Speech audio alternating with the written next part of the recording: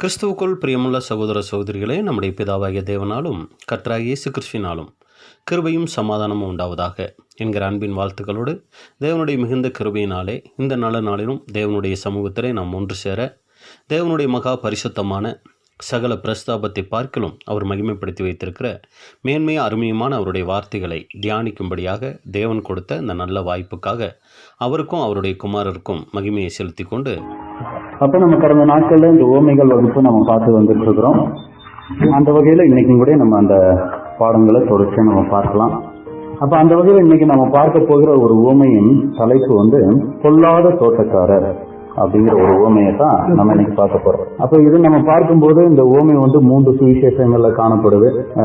மத்தேயு 21:33 41 வரைக்கும், அப்புறம் மார்க்கு சுவிசேஷம் 12ஆம் அதிகாரம் 1-9 வரைக்கும், லூக்கா 20ஆம் அதிகாரம் 9-16 வரைக்கும். இந்த 3 வேத பகுதிகளில் இந்த உவமைகள் காரியங்கள் அங்க சொல்லப்பட்டிருக்கிறத நம்ம பார்க்கிறோம்.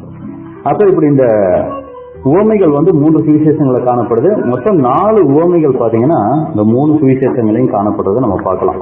அதுக்கு நம்ம ஃபர்ஸ்ட் உவமை ஒன்று பார்த்துட்டோம், விதைக்கிறவன் பற்றிய உவமை. அதுபடி நம்ம 3 சுவிசேஷங்களையும் பதிவு செய்யப்பட்டிருக்கிறத பார்த்தோம். அப்போ இந்த ஒவ்வொரு உவமையும் இயேசு கிறிஸ்து சொல்லும்போது அதுல முக்கியமான விஷயம் இருக்கும். ஒண்ணு, இந்த காலத்துல இருக்கிற பாத அங்கங்களாகிய நமக்கு அதுல செய்தி இருக்கும். அப்படி இல்லை அப்படின்னா இஸ்ரேல் ஜனங்களுக்கு அதுல அன்னைக்கு உள்ள இஸ்ரேல் ஜனங்களுக்கு தேவையான செய்தி இருக்கும். இல்லைன்னா தேவனுடைய திட்டம் வெளிப்படும் அந்த உவமைகள்ல. இதுதான் இயேசு கிறிஸ்து உவமைகள் பேசிட்டதனுடைய விஷயங்கள் அப்படின்னு கூட நம்ம பார்க்கிறோம். அப்ப இன்னைக்கு நம்ம இந்த உவமையை நம்ம மத்தேயுல இருந்து பார்க்கலாம். மத்தேயு 21ஆம் அதிகாரம் 33-41 வரைக்கும் நம்ம வாசிக்கலாம். மத்தேயு 21ஆம் அதிகாரம் 33-41 வரைக்கும். மத்தேயு 21ஆம் அதிகாரம் 33-41 வசனம் வரை. வேறொரு உவமையை கேளுங்கள். வீட்டெஜமானாகிய ஒரு மனுஷன் இருந்தான். அப்ப நம்ம இங்க பார்க்கிறோம், ஒரு வீட்டு எஜமான். அதாவது எப்பவுமே இயேசு கிறிஸ்து ஒரு உவமையை சொன்னார்னா அது ஒரு கதை போல இருக்கும். அந்த கதை போல இருக்கிற எல்லாத்துக்கும் நம்ம விளக்கம் பார்க்க முடியாது, ஏன்னா அது ஒரு கதை போல இருக்கும். ஆனா தேவனுடைய திட்டம், தேவனுடைய ரகசியம் அந்த ஓமையில இருக்கும். அதுதான் நம்ம முழுசா நம்ம பார்க்கிறோம். அப்ப இங்க பார்க்கும்போது அந்த ஓமையில ஒரு வீட்டு எஜமான் ஒருத்தர் இருக்கிறாரு. அப்புறம் அவன் ஒரு திராட்சை தோட்டத்தை உண்டாக்கி, அப்ப அவர் ஒரு தோட்டம் உண்டாக்கணும்னு ஆசைப்பட்டார். என்ன தோட்டம்? திராட்சை தோட்டம் உண்டாக்கணும்னு ஆசைப்பட்டுட்டாரு. ஒரு திராட்சை தோட்டம் கூட உண்டாக்கிட்டாரு. அதை சுற்றிலும் வேலி அடைத்து, இப்ப அடுத்து என்ன பண்றாருன்னா அந்த திராட்சை தோட்டத்தை சுற்றிலும் வேலி அடைக்கிறாரு. அதில் ஒரு ஆலையை நாட்டி, அப்ப ஆலையை அமைக்கிறார். எதுக்கு அப்படின்னா அந்த திராட்சை ரசம் தயாரிக்கிறதுக்கு ஒரு ஆலையை கூட அங்க அமைக்கிறாரு. அப்புறம் கோபுரத்தையும் கட்டி, அப்ப அந்த தோட்டத்துல ஒரு கோபுரம் கூட கட்டுறாரு. ஏன்னா விலங்குகள் உள்ள வராம இருக்க, பகைவர்கள் உள்ள வராம இருக்க, அந்த திராட்சை தோட்டத்துக்கு எந்த பாதிப்பும் வராம இருக்கிறதுக்கு என்ன பண்றாரு அப்படின்னா ஒரு காவல் கோபுரம் கூட அமைக்கிறாரு. தோட்டக்காரருக்கு அதை குத்தகையாக விட்டு புறதேசத்துக்கு போயிருந்தான். அப்ப இதையெல்லாம் ஏற்படுத்திட்டு எதையெல்லாம் அப்படின்னு சொல்லி பார்த்தோம்னா, ஒரு திராட்சை தோட்டத்தை உண்டு பண்ணி சுற்றிலும் வேலி அடைச்சி அதுக்கு ஒரு ஆலையை அமைச்சு அதுக்கு ஒரு கோபுரத்தை நாட்டி இதையெல்லாம் செஞ்சு முடிச்சுட்டு அவர் என்ன பண்றாருன்னா குத்தகைக்கு விடுறாரு. அவங்க குத்தகைக்காரர், அவங்க எஜமான் கிடையாது. எஜமான் நியமிக்கிறவங்க. அவங்க கிட்ட அதை குத்தகைக்கு விட்டுட்டு என்ன காரியம் செய்யறாரு? அப்புறம் அவர் ரொம்ப தூரத்துக்கு போயிடுறாரு அப்படின்னு சொல்லி நம்ம பாக்குறோம். அப்புறம் கனிகாலம் சமீபித்த போது, அப்போ ஒரு குறிப்பிட்ட காலத்துக்கு அப்புறம் இந்த காலம் வரும்போது கனிகாலம் வந்திருக்குமே. அப்ப அந்த திராட்சை தோட்டத்துல அந்த பழங்கள் எப்படி இருக்குது, அதை போய் அந்த அறுவடைய சம்பாதிக்கணும், அதுக்கான பலன் பார்க்கலாம் அப்படின்னு சொல்லி என்ன பண்றாருன்னா முதலாவது ஊழியக்காரர் அனுப்புறாரு. அதன் கனிகளை வாங்கி கொண்டு வரும்படி தன் ஊழியக்காரரை தோட்டக்காரர் இடத்தில் அனுப்பினான். அப்ப ஊழியக்காரர்களை அந்த தோட்டக்காரர்கிட்ட அனுப்பிச்சு வைக்கிறார் அப்படின்னு சொல்லி நம்ம பாக்குறோம். இப்ப அந்த அனுப்பிச்சு வச்ச ஊழியக்காரர்களுக்கு என்ன நிலைமை ஏற்பட்டுச்சு அப்படிங்கறத மத்தேயுவை விட மார்க் ரொம்ப அழகா சொல்லியிருக்கிறார். நம்ம அந்த மார்க் சுவிசேஷத்துல பார்க்கலாம். மார்க் 12ஆம் அதிகாரம் 2-இருந்து வரும். மார்க் 12ஆம் அதிகாரம் 2வது வசனம். தோட்டக்காரரிடத்தில் திராட்சை தோட்டத்து கனிகளில் தன் பாகத்தை வாங்கி கொண்டு வரும்படி பருவ காலத்திலே அவர்களிடத்தில் ஒரு ஊழியக்காரனை அனுப்பினான். ஒரு ஊழியக்காரனை அனுப்புறாரு. அவர்கள் அவனை பிடித்து அடித்து வெறுமையாய் அனுப்பிவிட்டார்கள். அவ ஃபர்ஸ்ட் என்ன செஞ்சாங்கன்னா பிடிச்சாங்க, ஒரு அடிப்படை அடிச்சாங்க, வெறுமையா என்ன பண்ணிட்டாங்கன்னா திருப்பி அனுப்பிட்டாங்க. இது முதலாவது வந்தவருக்கு நடந்த சம்பவம். 2வது ஊழியக்காரருக்கு என்ன நடந்துச்சு? பின்பு வேறொரு ஊழியக்காரனை அவர்களிடத்தில் அனுப்பினான். அவர்கள் அவன் மேல் கல்லெறிந்து தலையிலே காயப்படுத்தி அவமானப்படுத்தி அனுப்பிவிட்டார்கள். வெறும் அடிதான் அடிச்சு அனுப்பிச்சாங்க. ஆனா 2வது ஆளை என்ன பண்ணிருக்காங்கன்னா கல்லெறிஞ்சு தலையில காயம் கூட ஏற்படுத்தி அவமானப்படுத்தி அனுப்பிச்சிருக்காங்க. அப்புறம் மறுபடியும் வேறொருவனை அனுப்பினான். அவனை அவர்கள் கொலை செய்தார்கள். இப்ப மூன்றாவது தடவை அனுப்பிச்ச ஆளை என்னதான் பண்ணிட்டாங்க? கொலையே செஞ்சுட்டாங்க அப்படின்னு சொல்லி நம்ம பாக்குறோம். அப்புறம் வேறு அநேகரையும் அனுப்பினான். வேற அநேகர் அனுப்பிச்சப்ப அவங்களுக்கு என்ன நிலைமை தான் அப்படின்னா, அவர்களில் சிலரை அடித்து சிலரை கொன்று போட்டார்கள். நிறைய பேர் அவங்கள சிலரை அடிச்சும் இருக்கிறாங்க, கொலையும் செஞ்சிருக்கிறாங்க. அதை பார்க்கும்போது இவங்களுடைய அந்த கொடுமை வர வர அதிகரிச்சதான் நம்ம பார்க்கிறோம். அதாவது ஃபர்ஸ்ட் கொண்டு அதுக்கப்புறம் அடிச்சு அதுக்கப்புறம் சும்மா அனுப்பிச்சு அந்த மாதிரி ஆகல. அந்த தண்டனை பாத்தீங்கன்னா படிப்படியா அதிகரிச்சதை நம்ம அங்க பார்க்கிறோம். அவனுக்கு பிரியமான ஒரே குமாரன் இருந்தான். இப்ப கடைசியா என்ன பண்றாருன்னா அந்த தோட்டக்காரர் அவருடைய குமாரனையே அனுப்பி வைக்கிறாரு. என் குமாரனுக்கு அஞ்சுவார்கள் என்று சொல்லி அவனையும் கடைசியிலே அவர்களிடத்தில் அனுப்பினான். அப்ப பையனை அனுப்பிச்சா, வேலைக்காரங்களை அனுப்பும் போதுதான் இவங்க அடிச்சு கொடுமைப்படுத்தி இந்த மாதிரி எல்லாம் செய்யறாங்க. நம்ம பையனே அனுப்பிச்சா, ஓனரோட பையனே வந்துட்டாரு அப்படின்னு சொல்லி என்ன பண்ணுவாங்க, கொஞ்சம் பயப்படுவாங்க அப்படின்னு சொல்லி தன்னுடைய மகனையே அனுப்பிச்சு வைக்கிறாரு. தோட்டக்காரரோ, இவன் சுதந்திரவாளி, இவனை கொலை செய்வோம் வாருங்கள், அப்பொழுது சுதந்திரம் நம்முடையதாகும் என்று ஒருவரோடு ஒருவர் சொல்லிக்கொண்டு அவனை பிடித்து கொலை செய்து திராட்சை தோட்டத்துக்கு புறம்பே போட்டு விட்டார்கள். ஆனா பாத்தீங்கன்னா இப்ப அவங்களுடைய சிந்தை வேற மாதிரி ஆயிடுச்சு. அனுப்பிச்சது குமாரனை, அப்ப குமாரனே நம்ம கொலை செஞ்சுட்டோம் அப்படின்னா இனி இந்த தோட்டத்துக்கு வாரிசே இல்லாம போயிடும், நம்மளே இதனுடைய அதிபதி ஆயிடலாம் அப்படின்னு சொல்லி என்ன பண்ணிட்டாங்கன்னா அந்த குமாரனையும் கொன்னுட்டாங்க அப்படின்னு சொல்லிட்டு இப்ப என்ன பண்றாங்கன்னா அவங்களே ஒரு கேள்வி கேட்கிறாரு. என்ன கேள்வி கேட்கிறாரு வாசிங்க அடுத்த வசனம். அப்படி இருக்க திராட்சை தோட்டத்துக்கு எஜமான் என்ன செய்வான்? இப்ப இந்த மாதிரி ஒரு சூழ்நிலை ஒரு கதை போல சொல்லி, இப்படி ஒரு ஊர் இருக்கு, அந்த ஊர்ல ஒரு எஜமான் இருந்தாரு, அவர் ஒரு தோட்டத்தை உண்டு பண்ணாரு, அதுக்கு குத்தகைக்கு ஆள் விட்டுட்டு போயிருந்தாரு. அதுக்கு சரியான கனிகாலம் வரும்போது அந்த பலனை வாங்கிட்டு வர சொல்லி அவர் ஆளுங்களை அனுப்பிச்சாரு. எல்லாரையும் கொன்னாங்க. கடைசியில் குமாரனை அனுப்பிச்சப்ப குமாரனையும் கொண்டுட்டாங்க. இப்ப அந்த குத்தகைக்காரர் அந்த வீட்டு எஜமான் என்ன பண்ணுவா அப்படின்னு சொல்லி கேட்டவொன்னு இஸ்ரவேல் ஜனங்களே அதுக்கு பதில் சொல்றாங்க. அவன் அந்த தோட்டக்காரரை சங்கரித்து திராட்சை தோட்டத்தை மற்றவர்களுக்கு ஒப்புக் கொடுப்பான் அல்லவா? வீடு கட்டுகிறவர்கள் ஆகாதென்று தள்ளின கல்லே மூளைக்கு தலைக்கல்லாயிற்று. அப்ப பாத்தீங்கன்னா இதுதான் அந்த உவமை அவர் சொல்லிட்டாரு. அப்ப என்னன்னா அந்த இன்னொரு அந்த இதுல வாசிங்க மத்தேயு 21:41 வசனம் வாசிங்க. மத்தேயு 21 41 வசனம்.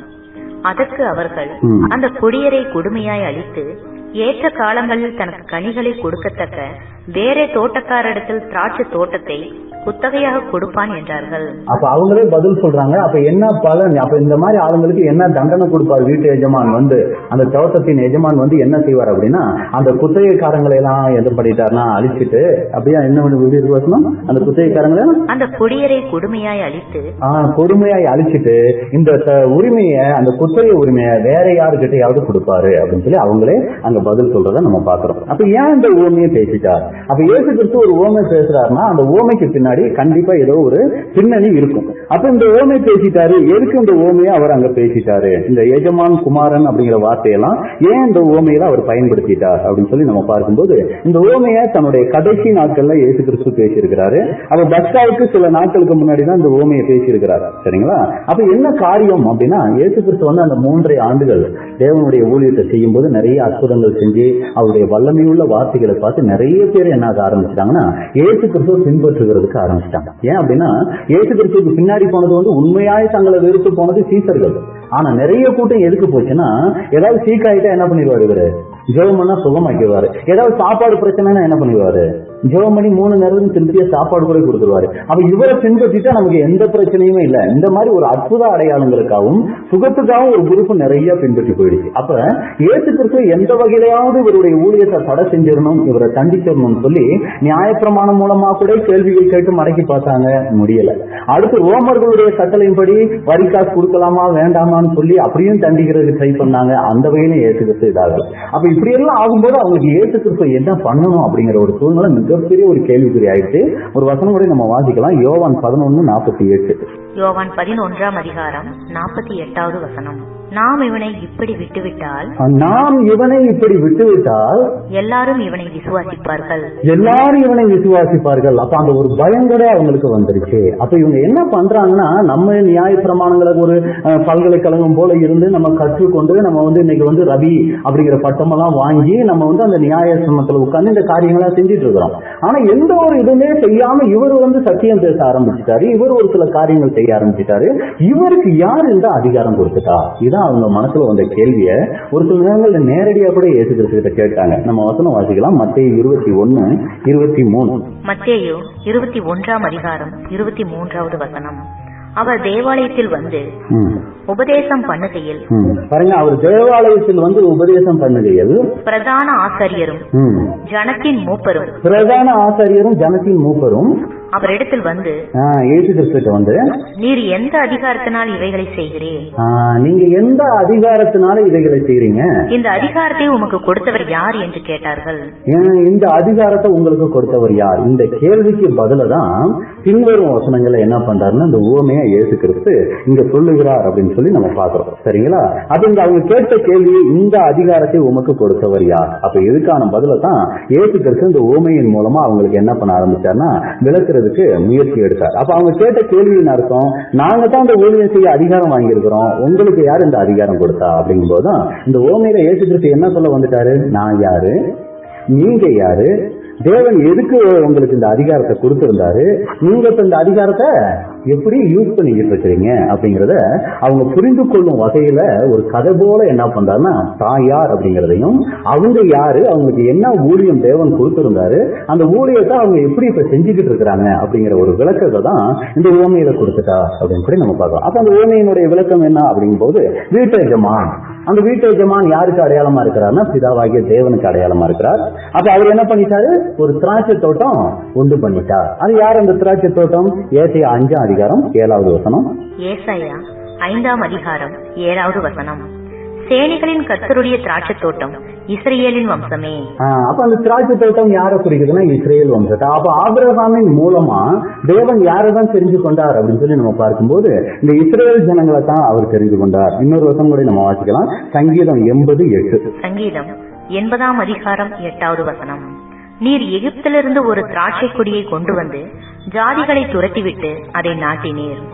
அப்ப அங்க இருந்த கானானியர், ஏத்தியர், எபூசியர் இவங்களை எல்லாம் துரத்திட்டு அந்த இடத்துல யாரை கொண்டு வந்து வச்சாரு? இஸ்ரேல் ஜனங்களை அந்த கானான் தேசத்துல கொண்டு வந்து வச்சதான் அந்த திராட்சை தோட்டம் அமைச்சதை குறிக்கிறது. ஏன் திராட்சை தோட்டமா இயேசு கிறிஸ்து இஸ்ரேல் ஜனங்களுக்கு ஒப்புமைப்படுத்தி பேசிட்டாரு? வேற எத்தனையோ பழங்கள்லாம் இருக்குது, அத்தி பழம் இருக்குது, இன்னும் நிறைய பழங்கள்லாம் இருக்கு.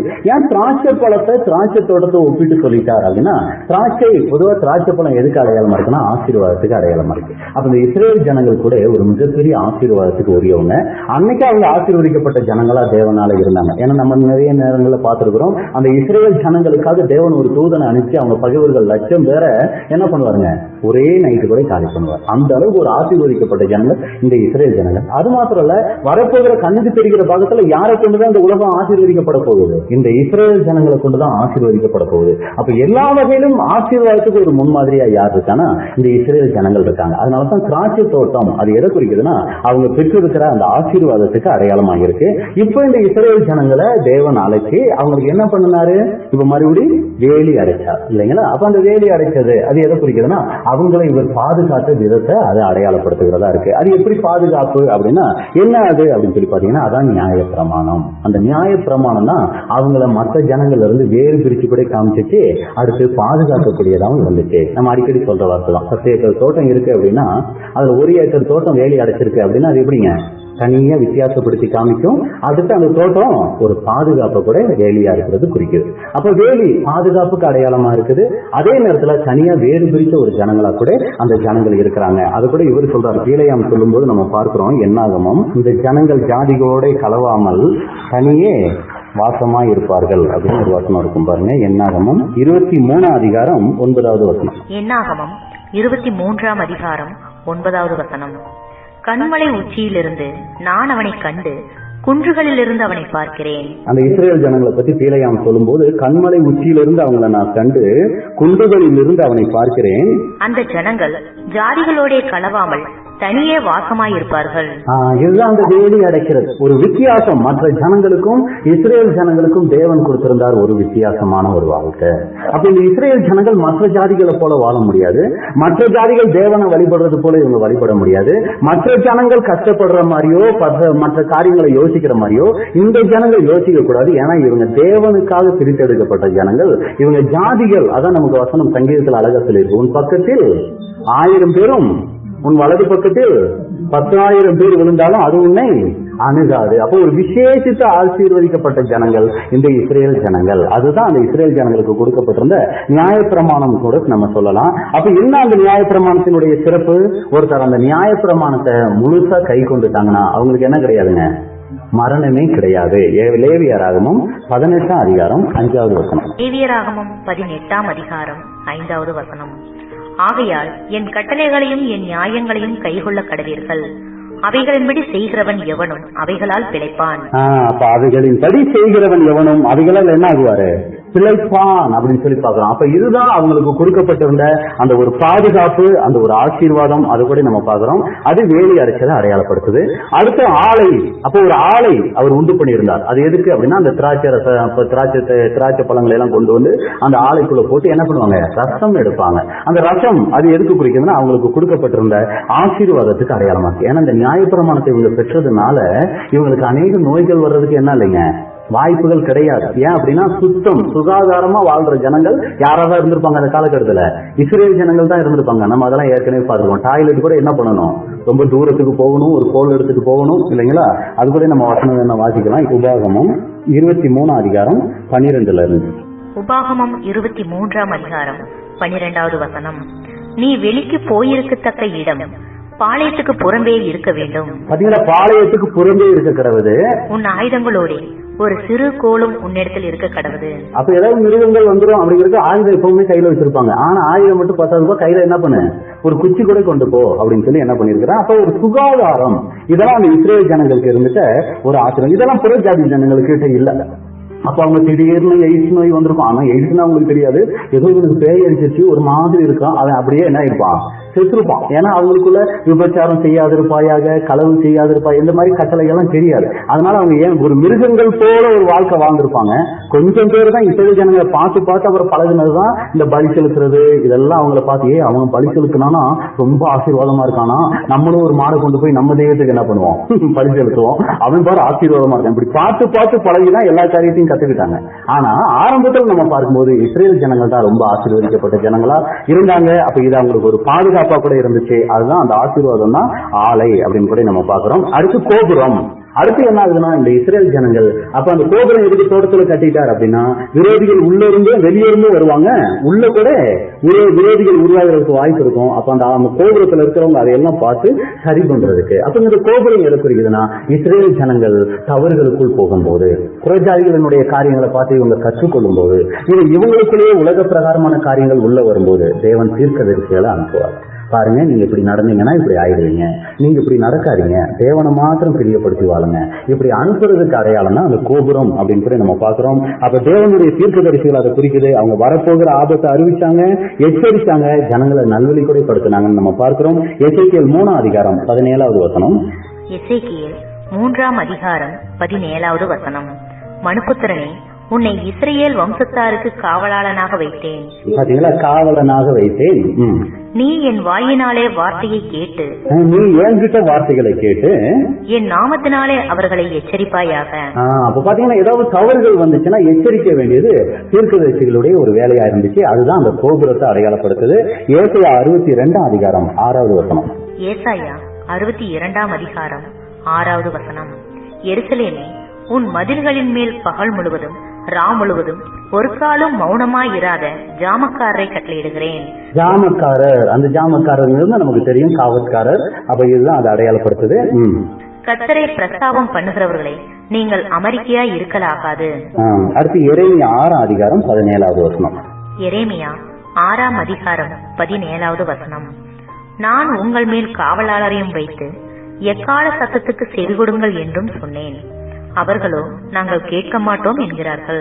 அப்ப அந்த காவற்காரர் யாரு அப்படின்னு சொல்லி நம்ம பார்க்கும்போது அது தேவனுடைய தீர்க்கதரிசிகளை குறிக்குது. அப்ப இந்த ஜனங்கள் தவறு செய்யும் போது அவங்க ரொம்ப சரியா அந்த நேரத்துல என்ன பண்றாங்கன்னா அவங்க எச்சரிக்கிறாங்க. பாருங்க, நீங்க தேவனால அழைக்கப்பட்ட பிள்ளைகள், நீங்க இப்படி தவறி போயிடக்கூடாது, நீங்க தேவனுக்கு பிரியமா ஜீவிக்கணும், அந்த எச்சரிப்பு. அப்ப இப்படிதான் இஸ்ரேல் ஜனங்களுக்கு அன்னைக்கு தேவன் கொடுத்திருந்த ஆசீர்வாதம். திராட்சை தோட்டத்தை உண்டு பண்ணாரு, வேலி அடைச்சாரு, அடுத்து என்ன பண்ணாருங்க, ஆளையும் உண்டு பண்ணாரு, ஆசீர்வாதமும் கொடுத்தாரு, கோபுரமும் வச்சு எச்சரிப்புகளையும் கொடுத்தாரு.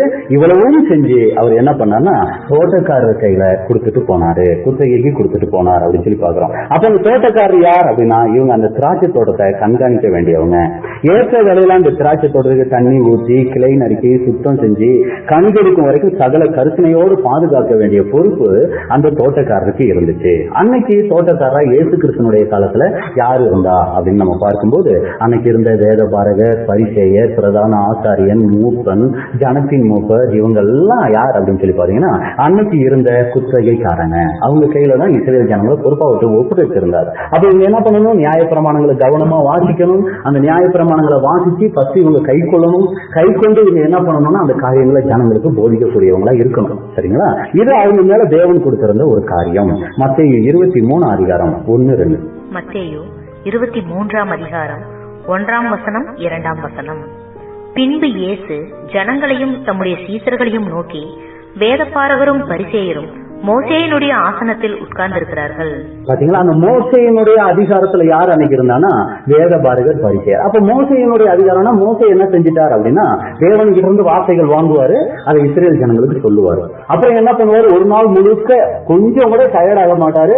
ஜனங்கள் வந்து அவங்க பிரச்சனைகளை சொன்னா என்ன பண்ணிக்கிட்டே இருப்பாரு, அதையெல்லாம் தேவனுடைய வார்த்தையின்படி அதையெல்லாம் தீர்த்து வச்சுக்கிட்டே இருப்பார். இது யாருக்கு தேவன் கொடுத்திருந்தா? இதுன்னா அன்னைக்கு இருந்த மோசைக்கு தேவன் கொடுத்திருந்தது. அதை தான் அவங்க அப்படியே வாழையடி வாழையா பிரதான ஆசாரியர், இந்த வேத பாரகர், பரிசேயர், சதுசேயர் இவங்க எல்லாம் என்னன்னா அதை தான் அவங்க கை கொண்டு வந்துட்டு இருக்காங்க. இப்ப இந்த இயேசு கிறிஸ்து கூட சொல்றாரு என்ன அப்படின்னா, அந்த மோசையினுடைய ஆசனம் அப்படின்னா அந்த மோசையினுடைய அதிகாரம் இவங்களுக்கு கொடுக்கப்பட்டிருந்துச்சு. அப்ப அந்த அதிகாரத்துல இருந்து இவங்க என்ன பண்ணிருக்கணும், ஜனங்களை நல்வழிப்படுத்தி இருக்கணும், சரியான சத்தியத்துக்குள்ள வழி நடத்தி இருக்கணும், தேவனத்திலும் சரிய சத்தியம் வாங்கி சரியான காரியங்கள் அவங்களுக்கு கொடுத்திருந்தா மேசியா வரப்போறாரு, டைம் ஆயிடுச்சு, இப்ப நம்ம நடுவுல மேசியா வந்துருவாரு, ரொம்ப ஜாக்கிரதையா இருங்க, அதுக்கான சிம்டம்ஸ் எல்லாம் தெரியுது, இதெல்லாம் சொல்லியிருந்தா அவனுடைய திட்டம் இல்ல. இருந்தாலும் இவங்க என்ன பண்ணிருக்கணும், ஜனங்களை அதுக்கு நேரம் அவங்க என்ன பண்ணிருக்கணும், ஆயத்தப்படுத்தி இருக்கணும், வழி நடத்தி இருக்கணும். ஆனா இவங்க என்ன பண்ணிட்டாங்கன்னா அதை செய்யல. நமக்கு அது இயேசு கிறிஸ்துவே சொல்றாரு மத்தேயு 23 அவங்க என்ன பண்ணிட்டாங்க. அடுத்த வசனம் கூட வாசிங்க. மத்தேயு 23:3. ஆகையால் நீங்கள் கைகொள்ளும்படி அவர்கள் உங்களுக்கு சொல்லுகிற யாவையும் கைகொண்டு செய்யுங்கள், அவர்கள் செய்கையின்படியோ செய்யாதிருங்கள். இதுதான் அந்த குத்தகைக்காரர் சரியான முறையில திராட்சை தோட்டத்தை இத காரியங்களை செய்யல அப்படிங்கிறதுக்கு அடையாளமா இருக்குது. அப்புறம் ஏனெனில் அவர்கள் சொல்லுகிறார்கள், சொல்லியும் செய்யாதிருக்கிறார்கள். அடுத்த வசனம். சுமப்பதற்கரிய பாரமான சுமைகளை கட்டி மனுஷர் தோள்களின் மேல் சுமத்துகிறார்கள், தாங்களோ ஒரு விரலினாலும் அவைகளை தொடமாட்டார்கள். இதுதான் அன்னைக்கு அவங்க பண்ணிட்ட ஒரு காரியம் அப்படின்னு கூட நம்ம பாக்குறோம். இப்ப எஜமான் இதையெல்லாம் ஒப்படைச்சிட்டு எஜமான் என்ன பண்ணிட்டாரு, தூர தேசம் போயிட்டாரு. அது எதை குறிக்குது அப்படின்னு நீங்க பாத்தீங்கன்னா இஸ்ரேல் ஜனங்களுக்கு இந்த மாதிரி கட்டளைகள் கற்பனைகளை எல்லாம் கொடுத்துட்டு தேவன் கொஞ்ச காலம் என்ன பண்ணிட்டாருன்னா அமைதியா இருந்துட்டார். அதான் நம்ம யூத யுகத்துல பாக்குறோம். கிட்டத்தட்ட சகோதரர்கள் சொல்லும் போது 1900 வருஷம், கிட்டத்தட்ட 19 நூற்றாண்டுகள் தேவன் என்ன பண்ணிட்டாருன்னா அமைதியாக இருந்துட்டாரு அப்படிங்கறதான் குறிக்குது. அப்ப கனிகாலம் சமீபித்தது அது எதை குறிக்குது அப்படின்னு சொல்லி நம்ம பார்க்கும்போது ஒவ்வொரு காலகட்டத்திலையும் தேவன் அந்த இஸ்ரேல் ஜனங்கள்கிட்ட அவருக்கு ஏற்ற என்ன பண்ணாருன்னா குணலட்சணங்களை எதிர்பார்த்தார். இந்த நியாயப்பிரமாணங்கள் எல்லாத்தையும் கொடுத்து அதுக்கு ஏற்ற ஒரு வாழ்க்கை முறை இவங்க வாழ மாட்டாங்களா அப்படிங்கிறது தான் தேவன் எதிர்பார்த்ததுதான் அந்த கனிகாலம் சமீபத்தை குறிக்குது. நம்ம ஏசியா 5ஆம் அதிகாரத்துல அந்த காரியங்கள் நம்ம பார்க்கிறோம். ஏசியா 5ஆம் அதிகாரம் 1-இருந்தே ஒரு சில வசனங்கள் நீங்க ஏசாயா 5ஆம் அதிகாரம் 1-8 வரை. இப்பொழுது நான் என் நேசரிடத்தில் அவருடைய திராட்சை தோட்டத்தை குறித்து என் நேசருக்கேற்ற ஒரு பாட்டை பாடுவேன். என் நேசருக்கு மகா செழிப்பான மேட்டிலே ஒரு திராட்சை தோட்டம் உண்டு.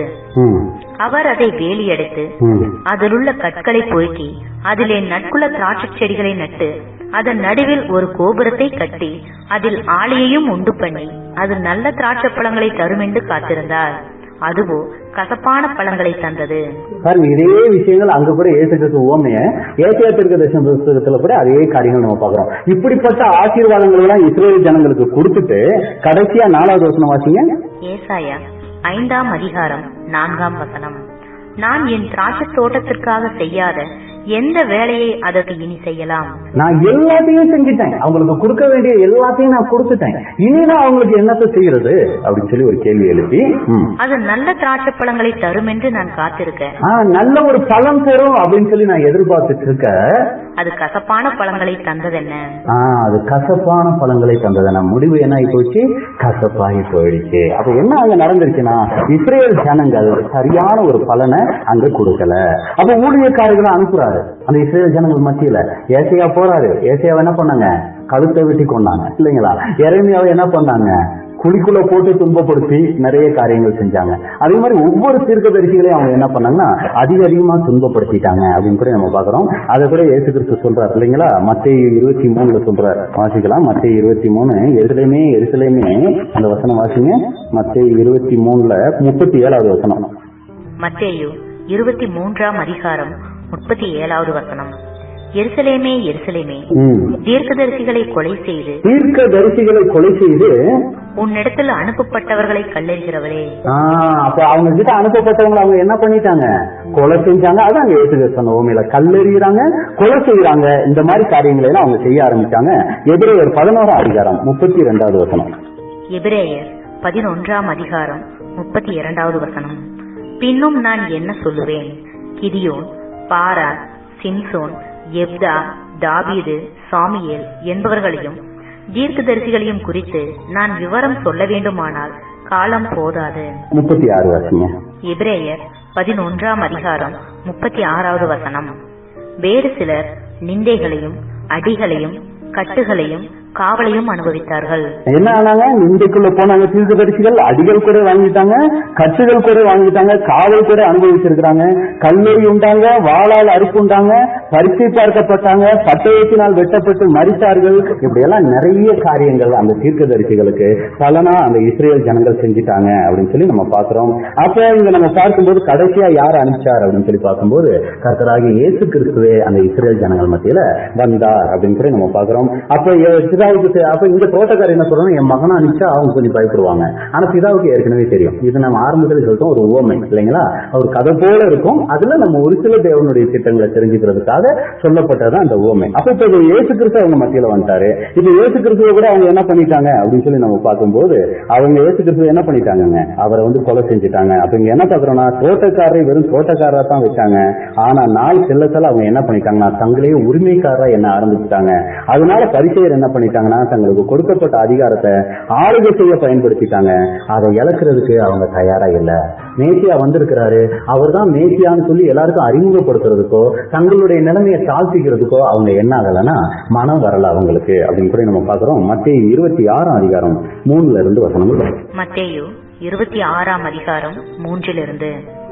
அப்பொழுது பிரதான ஆசாரியரும் வேதபாரகரும் ஜனத்தின் மூப்பரும் காய்வாய் எண்ணப்பட்ட பிரதான ஆசாரியனுடைய அரண்மனையிலே கூடி வந்து இயேசுவை தந்திரமாய் பிடித்து கொலை செய்யும்படி ஆலோசனை பண்ணினார்கள்.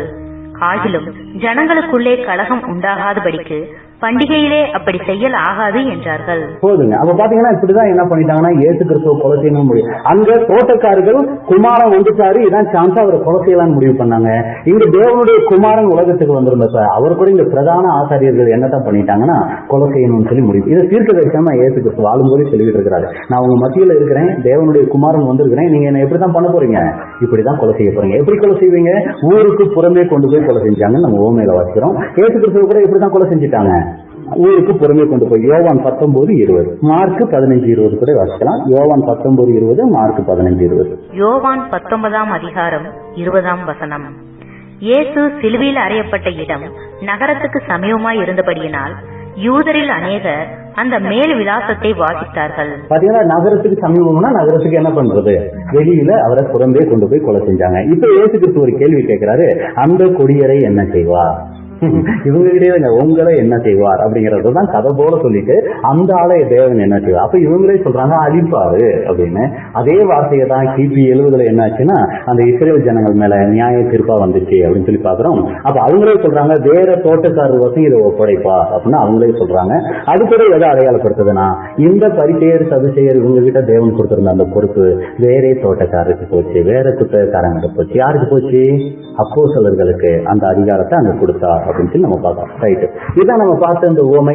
அப்ப இந்த உவமையில இஸ்ரேல் ஜனங்கள் எப்படி வாழ்ந்துட்டாங்க, தேவன் எப்படி அவங்களை ஆசீர்வதிச்சார், அவங்களுக்கு எப்படியெல்லாம் ஆசீர்வாதங்கள் கொடுத்திருந்தார், அவங்க தவறும் போது எப்படியெல்லாம் எச்சரிப்பு கொடுத்தார். ஆனா அந்த எச்சரிப்புகளை கேட்ட அந்த இஸ்ரேல் ஜனங்கள் எப்படியாய் தேவனுக்கு கீழ்ப்படிஞ்சிட்டாங்க, எப்படியாய் எழுத்து நின்னாங்க, அதன் நிமித்தம் அவங்களுக்கு வந்த பலன் என்ன, இதுதான் அந்த ஓமையில சொல்லிட்டார். அப்ப இந்த ஓமையில இயேசு கிறிஸ்து சொல்ல வந்தது என்ன அப்படின்னா, என்ன யாரு, எனக்கு யாரு இந்த அதிகாரம் கொடுத்தான்னு தானே நீங்க கேக்குறீங்க. நீங்க யாரு? தேவன் உங்களை வச்சிருக்கிற ஒரு குத்தகைக்காரர் போல. நான் தேவனுடைய குமாரனா வந்திருக்கிறேன். ஆனா நீங்க உங்களுக்கு இருந்த அந்த அதிகாரத்துல நீங்க என்னையே கொலை செய்வீங்க அப்படிங்கறதான் என்ன பண்ணாருன்னா அங்க சொல்லிட்டார். ரைட், இதுல சபைகளா அழைக்கப்பட்டிருக்கிற நமக்கு இந்த ஓமையில நமக்கு என்ன பாடம் இருக்கு அப்படின்னு கூட நம்ம பார்க்கும்போது, அன்னைக்கு தேவன் இஸ்ரேல் ஜனங்களை எப்படி அழைச்சி எகிப்துல இருந்து கொண்டு வந்து ஜாதிகளை எல்லாம் துரத்தி அந்தந்த தேசத்துல அவங்கள நட்டு வச்சு அவங்களை எப்படி ஆசீர்வதிச்சுட்டா அப்படிங்கும் போது, இன்னைக்கு நம்மளையும் கூட என்ன பண்ணிட்டாருன்னா அதே போல நம்ம ஒரு பேர் சபையிலயோ எங்கேயோ இருந்தோம், ஒரு சமயம் விக்கிரக பின்னணியில இருந்திருக்கோம், அங்கிருந்து தேவன் நம்மளை கூட என்ன பண்ணாருங்க வேறு பிரிச்சு அழைத்து இன்னைக்கு நம்மளை என்ன பண்ணிருக்கிறாரு, ஒரு வேலி அடைச்சிருக்கிறார். அது எதை குறிக்குது? இன்னைக்கு நம்மளுக்கும் மற்ற ஜனங்களுக்கும் ஒரு பெரிய வித்தியாசம், சத்தியம் நமக்கு கொடுத்திருக்கிறார். இப்ப இந்த சத்தியத்துக்குள்ள நம்ம வந்திருக்கிறோம். அது மாத்திரம் இல்ல, நமக்கு பாதுகாப்பா தேவ தூதர்களை கூட பணிவிடை செய்யறதுக்கு தேவ தூதர்களை கூட கொடுத்திருக்கிறார். எவ்வளவு பெரிய பாக்கியம். அது மாத்திரம் இல்ல, இதுவரைக்கும் யாருமே பிதாவை அப்பான்னு கூப்பிட முடியாத ஒரு அதிகாரத்தை தேவன் உடன்படிக்கை செஞ்சு வருகிற ஜனங்களுக்கு தான் அந்த ஒரு வாய்ப்பை கூட என்ன பண்றாருங்க கொடுக்கிறார். இப்படிப்பட்ட மிகப்பெரிய ஆசீர்வாதங்களை கொடுத்து வேறு பிரிச்சு அழைச்சி பரிசுத்த ஆவியை கொடுத்து இப்படி எல்லாவற்றையும் செஞ்சுட்டு அவர் நம்ம கிட்ட எதிர்பார்க்கிறார் கனி. நம்ம தவறும் போது சகோதர சகோதரிகள் மூலமா ஒரு சில நேரங்களில் எச்சரிப்பு கூட கொடுக்குறாரு. பாருங்க, தவறி போயிடாதீங்க, ரொம்ப விழிப்பாருங்க, அலட்சியம் காமிச்சிடாதீங்க, நாட்கள் ரொம்ப சமீபத்தில் இருக்கு, நம்ம அழைப்பையும் நம்ம தெரிந்து கொள்வதையும் உறுதிப்படுத்திக்கணும், ரொம்ப ஜாக்கிரதையா நம்ம ஓடணும், ரொம்ப ஜாக்கிரதையா இருக்கணும், விழிப்போட இருக்கணும். இவ்வளோ எல்லா ஆசீர்வாதங்களையும் நமக்கு கொடுத்திருக்கும் பொழுது இன்னைக்கு நம்மளுடைய சிந்தை எப்படி இருக்கு? மறுபடியும் அந்த ஏசியா தீர்க்க தரிசனத்துக்கே போலாம். அந்த 4வது வசனம் வாசிங்க. ஏசியா 5:4. ஏசாயா 5ஆம் அதிகாரம் 4ஆம் வசனம். நான் என் திராட்சை தோட்டத்துக்காக செய்யாத எந்த வேலையை அதற்கு இனி செய்யலாம்? இனி ஆண்டவர் இனி என்ன நமக்கு செய்யணும்னு எதிர்பார்க்கிறோம் இல்லைங்களா? தேவன் எல்லா விதமான ஆசீர்வாதங்களையும் நமக்கு கொடுத்துட்டார். நமக்கு ஆலய கொடுத்தாரு, கோபுரத்தை நாட்டிட்டாரு, கனிகள் கொடுத்துட்டாரு. அவர் எல்லாத்தையும் கொடுத்துட்டு இப்ப நம்மகிட்ட அவர் எதிர்பார்க்கிற ஒரே விஷயம் கனி, பலன். இதைத்தான் தேவன் நம்ம இடத்துல எதிர்பார்க்கிறார். அப்ப இன்னைக்கு நாம இனி நான் என்ன செய்யணும் உங்களுக்கு அப்படி சொல்லி ஒரு கேள்வி கேட்டுட்டு, அது நல்ல திராட்சை பழங்களை தரும் என்று நான் காத்திருக்கேன். அப்ப ஒரு நல்ல பலனை நான் எதிர்பார்த்திருக்கும் பொழுது அது கசப்பான பழங்களை தந்ததென்ன? ஆனா பலன் கசப்பா இருந்தா நான் என்ன பண்ணுவேன்? பாருங்க தண்டனைய. அடுத்து ஏசாயா 5ஆம் அதிகாரம் 5ஆம் வசனம். இப்போதும் நான் என் திராட்சை தோட்டத்துக்கு செய்வதை உங்களுக்கு அறிவிப்பேன், அதன் வேலையை எடுத்து போடுவேன். மறுபடியும் நான் என்ன பண்ண ஆரம்பிக்க போறேன்னா, என் வேலைய மறுபடியும் நான் சுறுசுறுப்பா செய்ய போறேன். நான் ஒரு பாதுகாப்பை கொடுத்து வச்சேன், இனி அந்த வேலையை என்ன பண்ண போறேன், எடுக்க போறேன். ஒரு வித்தியாசம் உலக ஜனங்களுக்கும் நமக்கும் ஒரு வித்தியாசம் இல்லாத நிலைமையை அது கொண்டு போயிடும். அது மேய்ந்து போடப்படும், மேய்ந்து போடப்படும். அப்புறம் அதன் அடைப்பை தகர்ப்பேன். பாதுகாவல், அவர் நமக்கு கொஞ்சம் செஞ்சிருக்கிற அந்த பாதுகாவல் உடன்படிக்கை, இதுதான் அந்த அடைப்பை குறிக்குது. அதை தகர்ப்பேன். அது மிதியுண்டு போம், அதை பாழாக்கி விடுவேன். அதன் கிளை நறுக்கப்படாமலும் களை கொத்தி எடுக்கப்படாமலும் போவதனால் முச்செடியும் நெரிஞ்சலும் முளைக்கும். அதன் மேல் மழை பெய்யாதபடிக்கு மேகங்களுக்கும் கட்டளையிடுவேன் என்கிறார். அப்ப பாத்தீங்கன்னா ஒரு மிக துக்ககரமான ஒரு நிலைமைக்கு இஸ்ரேல் ஜனங்கள் போறதை நம்ம அங்க பாக்குறோம். அப்ப இது நமக்கு இன்னைக்கு என்ன இருக்குன்னா, நமக்கு ஒரு பாடமா நமக்கு இருக்குது அப்படின்னு கூட நம்ம பார்க்கிறோம். அப்ப இந்த பாடங்கள் நமக்கு ரொம்ப ஒரு எச்சரிப்பா கூட இருக்குது. அப்ப தேவன் நமக்கு நிறைய காரியங்கள் ஆசீர்வாதங்கள் நமக்கு கொடுத்து இன்னைக்கு இந்த அழைப்புக்குள்ள நம்மளை அழைச்சிருக்கிறார். அப்ப இந்த அழைப்புக்குள்ள அழைச்சிருக்கும் பொழுது நாம எப்படிப்பட்ட ஒரு காரியம் இன்னைக்கு நமக்குள்ள கொண்டு வரோம்? அப்ப பலன் அது தேவன் நம்மகிட்ட எதிர்பார்க்கறது தப்புங்களா? அது தப்பே இல்லை. அப்ப இஸ்ரேல் ஜனங்கள் தாங்கள் செஞ்ச தவறுகளை எச்சரித்த தீர்க்கதரிசிகளை கூட என்ன பண்ணாங்கன்னா கொண்டாங்க. அன்னைக்கு வேதபாரக பரிசேயர் அவங்க செஞ்ச தவறை சுட்டி காமிச்ச இயேசு கிறிஸ்துவ கூட என்ன பண்ணிட்டாங்க, கொலை செஞ்சுட்டாங்க. அப்ப இன்னைக்கு தேவனுடைய வார்த்தை நம்ம நோக்கி வருது. நாம என்ன பண்றோம், கொலை செய்யறோமா? நாம யாரையும் கொலை செய்யறது இல்லை அப்படின்னா, எதை கொலை செய்யறதுக்கு அடையாளம்னா அந்த தேவனுடைய வார்த்தைக்கு கொடுக்க வேண்டிய மரியாதை, அந்த தேவனுடைய வார்த்தைக்கு நம்ம கொடுக்க வேண்டிய நடுக்கம், அந்த தேவனுடைய வார்த்தைக்கு நம்ம கொடுக்க வேண்டிய முக்கியத்துவம், இதை நம்ம அலட்சியம் பண்ணாலே அது எதுக்கு சமங்க? அது கொலை செஞ்சதுக்கு சமம் தான். நம்ம அதை ஏற்றுக்கொள்ள மறுக்கிறதே நம்ம கொலை செய்யறதுக்கு அது சமமாக இருக்குது. அப்ப நம்மளுடைய வாழ்க்கையில ஒவ்வொரு நாளும் தேவனுக்கு பயந்து, தேவனுடைய வார்த்தைகளுக்கு பயந்து நம்ம ஜீவிப்பதற்கு தேவன் தானே நம்ம ஒவ்வொருவருக்கும் கிருபை செய்வாராக. கடைசியா ஒரு வசனத்தை நம்ம வாசித்து முடிக்கலாம். ஏசாயா தீர்க்கதரிசன புஸ்தகம் 66ஆம் அதிகாரம் 2வது வசனம். ஏசாயா 66ஆம் அதிகாரம் 2ஆம் வசனம். என்னுடைய கரம் இவைகளை எல்லாம் சிருஷ்டித்ததனால் இவைகள் எல்லாம் உண்டாயின என்று கர்த்தர் சொல்கிறார். ஆனாலும் சிறுமைப்பட்டு ஆவியில் நொறுங்குண்டு என் வசனத்துக்கு நடுங்குகிறவனையே நோக்கி பார்ப்பேன். இப்படியா இந்த நாளிலே தேவனுடைய வார்த்தையை சற்று நேரம் தியானிப்பதற்கு அருமையான சகோதரி அவங்க குடும்பம் கூட இல்லத்தை திறந்து கொடுத்து நாம எல்லாரையும் அழைத்து இப்படிப்பட்ட ஒரு வாய்ப்பை கொடுத்திருக்கிறாங்க. அவங்களுக்கும் கூட நம்மளுடைய நன்றியை தெரிவித்துக் கொள்கிறோம். எல்லாவற்றுக்கும் மேலாக பிதாவாகிய தேவனுக்கும் அவருடைய குமாரனுக்கும் கூட நம்முடைய நன்றியை தெரிவித்துக் கொள்கிறோம். தேவன் தானே நம் அனைவரையும் ஆசீர்வதிப்பாராக.